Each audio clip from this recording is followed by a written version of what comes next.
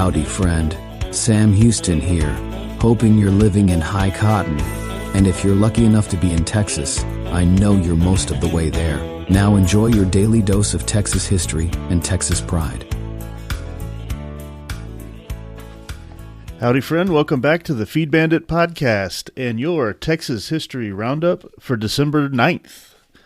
In 1835, the Siege of San Antonio, which began in October, ended when General Edward Burleson accepted General Martin Perfecto de Costa's request for surrender terms. Benjamin R. Ben Milam, who had urged the attack on Bexar, had died from a sniper's bullet on December 7th. The number of participants on each side ebbed and flowed during the siege, but the forces were similar and ranged from 500 to 600 each. Casualties on the Texian side were about 30 to 35, and on the Mexican side about 150. Costa and his forces were permitted to leave Bexar and march directly south into Mexico. In 1844, Anson Jones took office as the last president of the Republic of Texas, having easily defeated the incumbent vice president, Edward Burleson. Jones had come to Texas in October 1833 and set up a medical practice in Brazoria. As president, he launched a policy of economy, peaceful relations with Indians, and a non-aggressive policy towards Mexico. He gave up the presidency on February 19, 1846, when the ceremony for Texas statehood took place. Jones, who had the sobriquet architect of annexation, died in 1858. In 1918, the first well in the Panhandle Field No. 1 Masterson was completed at a depth of 2,269 feet, and initially had a daily gas production of about 10 million cubic feet. Amarillo Oil had been impressed with the salient anticline in the area and had leased 64,000 acres. When the other strong wells came in at sites several miles apart in the ever-widening field, it became obvious that the Panhandle held enormous reserves of natural gas. In 1938, this was a super draft day for TCU football when 3 of their stars were selected in the first round of the 1939 NFL Draft.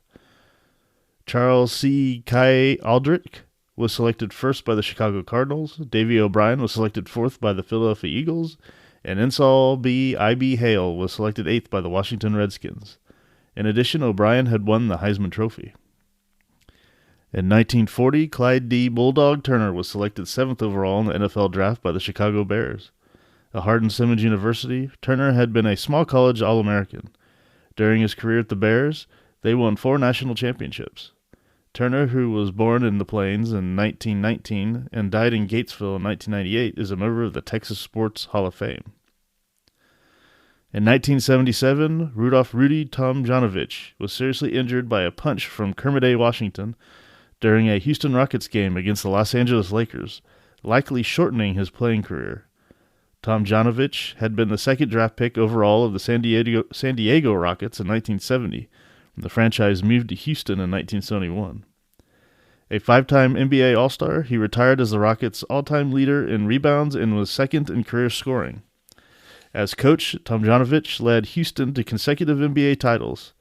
He was named Sporting News NBA Coach of the Year in 1992 and coached the United States to a gold medal at the 2000 Olympics in Sydney.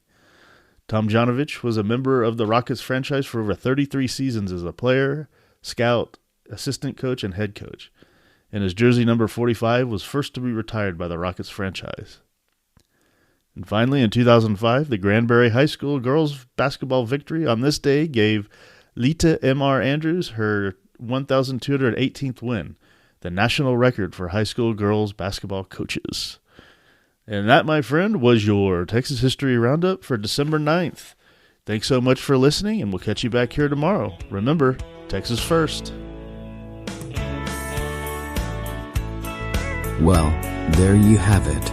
If you like our podcast, check us out at feedbandit.com. There you'll find awesome Texas First outdoors gear and apparel.